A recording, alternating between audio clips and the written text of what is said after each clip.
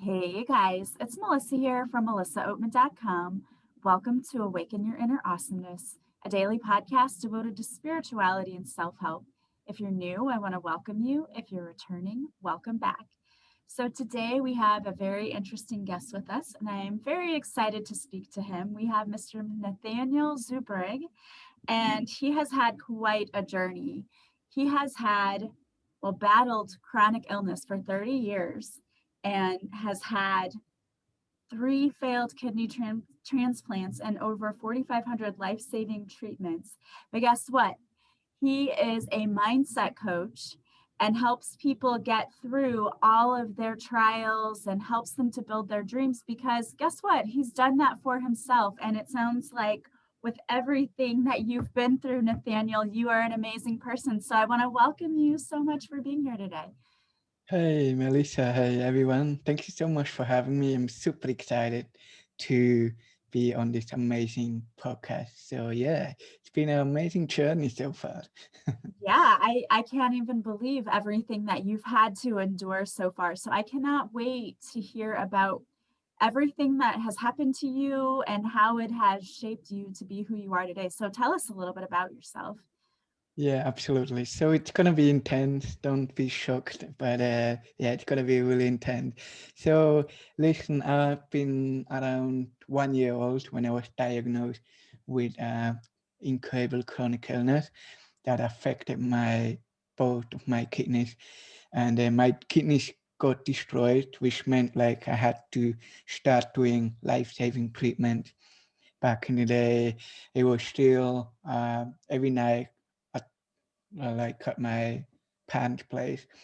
And the exciting thing was like, so that was the first time my parents actually had to decide whether they want to let me alive or basically farewell my life. Because whenever somebody doesn't have any kidneys, they have to go to the life-saving treatment, otherwise you won't survive. So that was the first time my parents had to decide. Then shortly after, I was 3 or 4 years old, they had to decide the second time, which was way more intense in that decision. Um, I was 2 weeks in a coma. After those 2 weeks, the doctors called my parents and said, "Hey, look, we have done everything we could do. There's nothing else we can do right now. So please come into the ICU in order to terminate your son's life." My parents come somewhere in the night to forward my life, and so the doctors were there, the nurses, my parents, my mom. As I know today, she spoke words of faith. I would say words of faith into my life, and so the doctors turned off those life supporting machines, and all of a sudden I started to talk again out of the nowhere. And so to give you a better understanding, so there was no brain function anymore. So I shouldn't be able to walk, talk, or amount to anything. That's what the doctor told then, but later on told a couple more times in my life. But yet I come back to life. Not just from, I fell back in the coma and then recovered more and more. It took about, I don't know, 4 to 5 weeks until I fully was awake and started to recover. That's Um, amazing, though. I have chills as you're talking about that. I mean, what a testimony to faith that your mom had to say, I'm not giving up, not giving up on him right now. That's amazing. yeah, so I honestly don't know what the words were, but the funny thing was, um, I still remember the moment before I was waking up in my brain, even though I was still in the coma. And I honestly, I think my mom said like, "Hey, look, um, we we're gonna have to let you go, but you are not. in our control. You are not in the life. You are not in our hands life. You know what I mean? Like my parents have no control whatsoever over my life, and I think they somehow surrender it to God. So we are family, and I'm a person of faith, family of faith, and that's what happened. And of course, I didn't expect it, so it was even more a shock when, oh yeah, a positive shock when I was talking again, and yeah, that's what happened. Um, so continually, I had, yeah, I recovered somehow. 4 years old, I lost part of my hearing because of a lot of medication, of the side effects of it. With 5 years old, I had the very first, or I would say we had the very first hope in a light of hope in a long tunnel when when we got a call to uh, that I can get transplanted. So that was the first kidney that I got, which unfortunately only worked for 24 hours. So I wasn't even awake after the first operation. They already had to take me back into the next operation to put out the kidney. And so this is probably the best, or the only thing that I remember was when I was waking up and I was kind of so happy knowing that I have a kidney now. But then my mom told me that it didn't work out. So I was thinking I was waking up after the first operation, but in reality, I was waking up after the second operation to realize that the kidneys are already um, out again. So I had to live with that. To be honest, I wasn't really, completely there with 5 years old, but I remember a really great time with 7 years old when I had my second kidney transplant. And so at that time, I realized that now it's my time to flourish, because all I ever wanted was a kidney, and all I ever um, wanted was to understand what it means to live a normal life. And by normal, I mean like feeding myself, going out, playing with friends, get to know other people in my age, going to kindergarten and school. That was the new normal for me. And this really happened for about 2.5 years before my second kidney transplant got destroyed again. And I remember a time when I was, after the hospital stay, I was at home in my parents' living room for 2 weeks, laying on the couch. For 2 weeks, I didn't eat anything. I didn't talk anything, and I almost didn't move. And all I wanted to do in my brain was to take my own life. And fortunately, I was growing up with parents and with a family that kind of understood what's going on in my life. But for many years after, they never knew that I wanted to take my own life. So there was a shifting in my mindset after my parents plugged in counselors, pastoral care. There was a shifting in my strength. I regained physical, emotional, and spiritual strength and all that.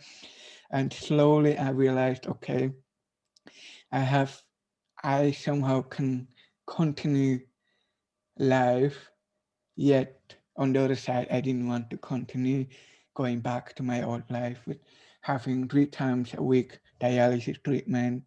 It felt like as 9-year-old boy that my freedom, my free time was stolen by that. And it was just a hard time to realize that. But somehow I had to move ahead, and I remember times when I had to force myself into the driver's car in order to go to the treatment. So I had no choice. I had to go there to survive. Yet on the other side, I didn't want to do it.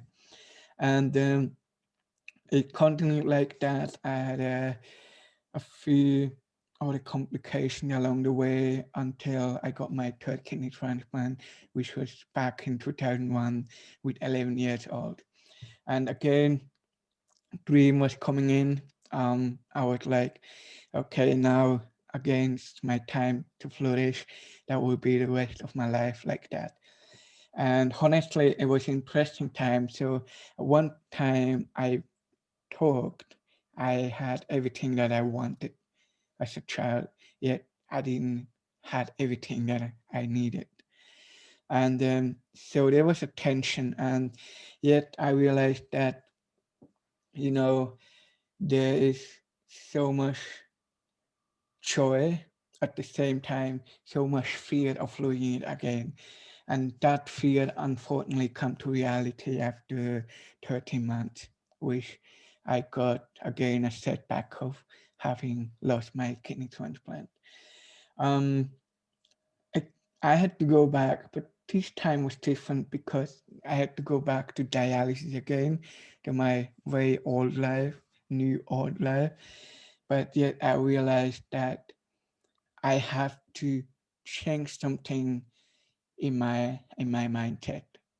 So I changed to the belief that as a person of faith, I got it from the Bible, and it says that everything will work out together for the good. And I started to believe that because that was my only hope in that situation. And it was the only, I would say, strength behind the hope that kept me going to go back into the old life and knowing, um, being assured, not every day, not every week, it was like that, but at times knowing and being assured that everything will work out for the good one day. And honestly, it has been the truth like that in the last 21 years. Um, and my life has been incredibly changed, especially since age 15.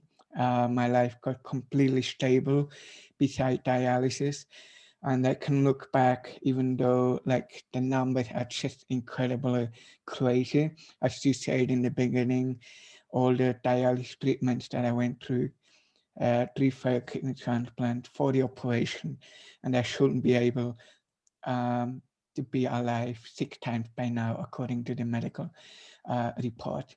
And so you might feel the passion that I have and the inspiration that I show, because I believe that no matter how our life is going, whether you have a medical issue, a family issue, a relational issue, or a business issue, or whatever issue you have in your life in the long term, I believe that nothing is impossible for everyone, and that if we never ever give up, life can unfold into something beautiful.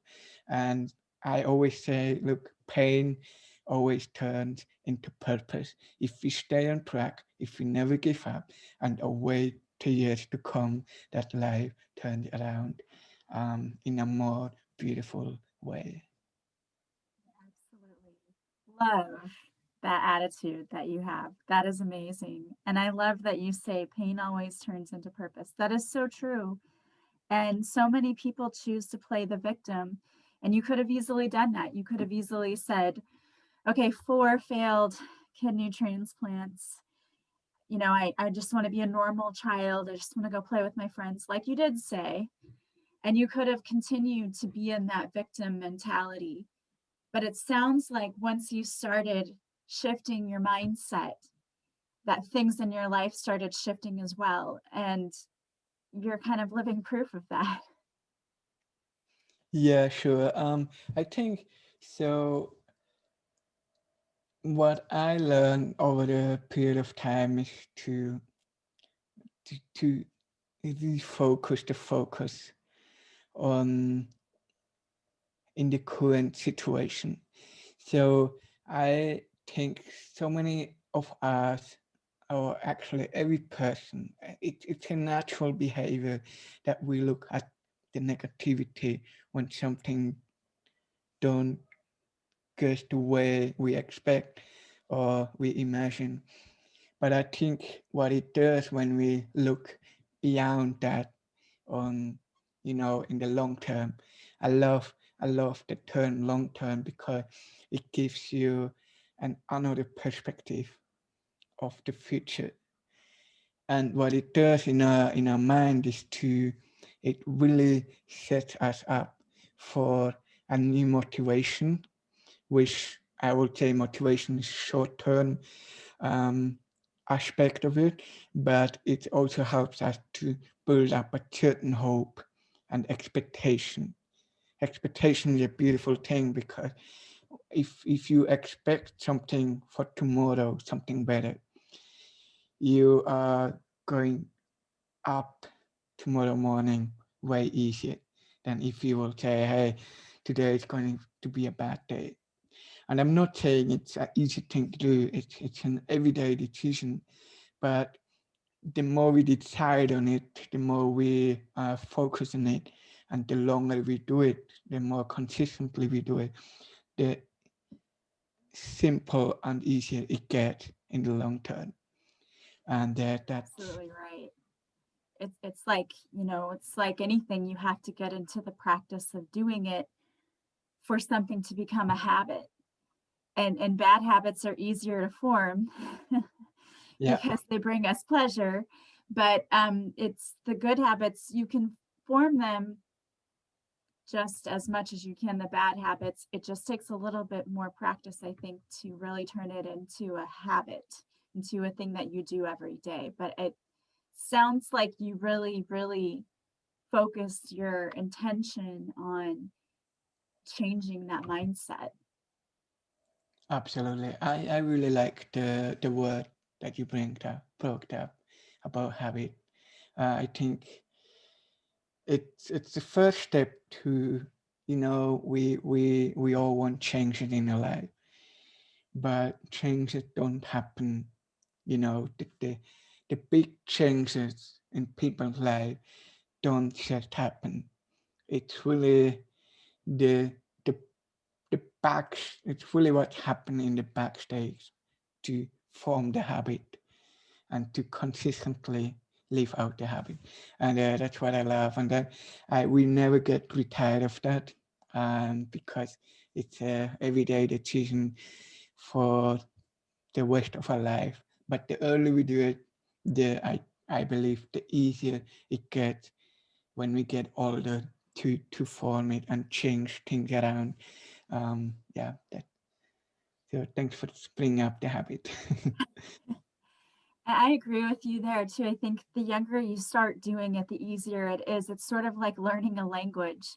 It's easier for your brain to pick it up when you're younger, but it's not impossible to do. So you can be, 90 years old and wake up and realize that you haven't enjoyed your life and you want to do something different, and you can decide at 90 years old that you want to go out and run a marathon. I think there was some woman in the news not too long ago that I think was actually even older than that just decided she just wanted to run a marathon and had never really done it in her life before, but wanted to prove you're never too old to your dreams don't expire. You're never too old. You can wake up any day of your life and decide that you want to do something different. So I love that. And I love that you brought that up. Absolutely. Perfect. So now I know you have a program that you do that is called um, the 4 steps to unlimit your life. So can you tell us a little bit more about what that is? Yeah, sure. So this is actually my very first mentorship program that I developing, and it's all about helping people in their overall field to develop a victorious mindset. And before we can get to a victorious mindset, we have to, we have to really set ourselves apart from everything around us. So basically, getting into ourselves, knowing ourselves better. And so this is a really big part that I was blessed in, because when you are chronically ill, you just, there are so many times you are alone and you get to deal with yourself. But you don't have to be a journey like that. I believe that the most important thing in our life, where any health sector comes out of it, say emotional health, physical health, spiritual health, whatever other health, comes out of knowing we are, who we really are. So back to the program. So who am I is the very first question in the first step to unlimit your life. And then the next step is all about, well, what am I here for? Because we can live a life uh, lived on someone else's purpose, or we can really again asking the question, hey, what am I here for? And who or how does it apply with who am I, if that makes sense? And so in those two questions, that's the interesting part, where I give people the opportunity to identify their strengths, passion, and values, which is completely, you won't have, I would say, you will have a unique constellation between those three, but there are a lot of people, other people out there that will have, for example, the same strengths, you have the same passion and the same value, but the constellation is totally unique.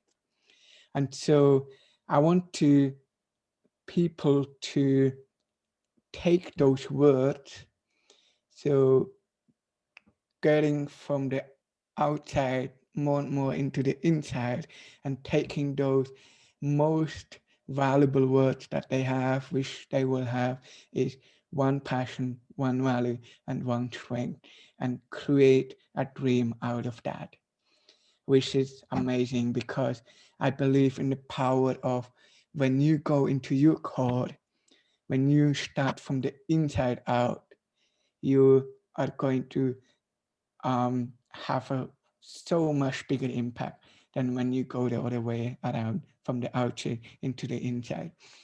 And that's the third step, creating the dream. And the fourth step is all about consistently creating habits, as you say, within those passion, strength, and values, and within that dream that I want to see myself in. It can be in 1 year, 2 years, 5 years, 10 years, 20 years. It doesn't matter, as long as you feel satisfied and peaceful, and you can identify yourself all the time with what you are doing.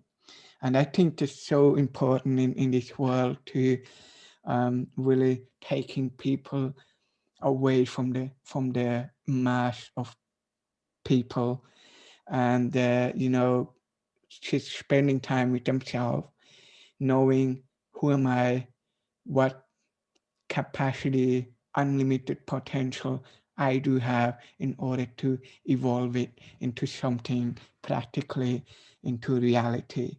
And I can promise you already, you have, everybody that is listening today has so much more potential than you ever will dream or imagine. But you have to take the first step to go look into yourself and see what's there and put it into reality. So that's all about the first step to unlimit your life. I think that's such a really cool process, because I think for most of us, we've, at least, here in the US, our educational system kind of gears us towards, you have to know what you want to do when you're 18 years old, and you go out and you go to college. And most of us pick our careers based on what our parents want for us to do, or what we think is going to be successful. And, maybe we have an interest in it. I don't really think none of us are taught to go deep within and ask that essential question that you make them ask, which is, who am I? because I don't think we have our own identities even at that age, because we are what we think our parents want us to be, who we think society wants us to be. And I don't think anyone at 18 really ever truly knows who they are. And I think that that has such an impact on what people decide to do with their life and what their purpose actually is. And so I think the way we do things here is so backwards and wrong. So I love that you do that, because it's like you're forcing people to realize, okay, I'm not what my parents think I should be. I'm not what society thinks I should be. Who am I? What really does make me happy? What are my passions? What am I good at? And taking all of that and turning that into a purpose in life. So many of us wander around without a purpose, thinking that we have it. And then, when you wake up and you go to work every day feeling that there has to be more to life than just this. And I felt that before a lot in my life. So this is amazing that you do this for people. I love that. And I'm sure that you must see some really amazing transformations in people. Yeah, absolutely. Yeah, I like what you said about, other people's life or the parents' life. It's just, it the environment that we grow up, it just shapes us. But it doesn't mean that we have to live that. We really can make a conscious, intentional decision every day to not look at what's going on outside, but more like going on inside. And I think the steps are very simple, yet I want to give you some attention, because once you take time to really discover yourself, it can be a hard journey. So there will be a lot of stuff in there that nobody told you, maybe you never have realized. But the cool thing is, like, as again, even there I apply the the the, the belief that I earlier said, like, even the crap inside me can turn into something great if I want allow to change and embrace it. And so that's a beautiful thing, that once it's almost like, when you do that over years, it's almost like a stock market. I would say that's the best picture. In the beginning, not much happening or not many changes happening, but once at some point, it's like going up like a rocket. And I love that about personal growth, that we are not, we don't have to be the way we are born. We don't have to stay the way people uh, imagine us, or they told us about. And I realized that so many times in my life, when medical professional experts told my parents or myself, hey, look, you will never be able to talk, walk, or amount to anything. And it hasn't happened once. It's happened a couple of few times. And yet I realized that when we put ourselves on the front to say, no, I'm not have to be like that, the way other people tell me, then something really beautiful can happen. You prove them wrong. Say again? You prove them wrong. Yeah, And not absolutely. just once, many times you prove them wrong. And I think that is such a testament to your character and your will and fight for life. And you knew you had a purpose here, and that it was greater than just not talking, not walking. You knew that wasn't it. And I love that. And I love how you have taken the life experiences that you've been given and you're using it to help other people find the full potential of their own lives. That's amazing, amazing. And I just have to applaud you for doing the work that you do. Thank you. Appreciate that.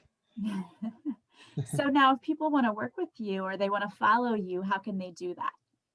Yeah, absolutely. So you can check me out on my personal website, nathanaelzurbruegg.com, or my business website, unlimited.co.